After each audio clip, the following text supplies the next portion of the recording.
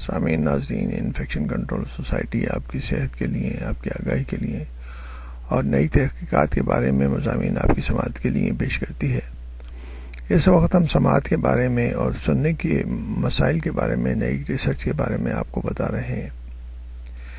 اب یہ آخر میں ہم یہ بتانا چاہیں گے کہ یہ تجربہ university of Kansas medical school میں شروع کیا جائے گا اور بعد میں دیگر اداروں تک اس سے وسعت دی جائے گی۔ میڈیکل ٹیم چوہوں کی طرح وائرس ملا ہوا جین براہ راست رضاکار کے کان کے اندرونی حصے میں موجود سطح یعنی کہ کوکلیا میں انجیکٹ کریں گے۔ اس مقصد کے لیے سوئی کان کے پردے میں گھستی ہوئی ایک چھوٹے سے سوراخ میں داخل ہوگی اور یہ سوراخ لیزر کی مدد سے کیا جائے گا۔ ایٹو آئی جین امکانی طور پر معاون خلیات تک پہنچ جائے گا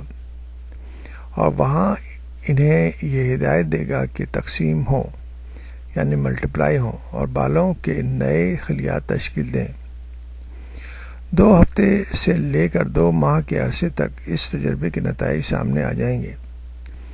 ماہرین نے اس تجربے سے ڈھیر ساری امیدیں وابستہ کر رکھی ہیں اور انہیں توقع ہے کہ اس میں غیر ضروری پیچیدگیاں کم سے کم ہوں گی۔ اس تجربے کا ایک ممکنہ سائیڈ ایفیکٹ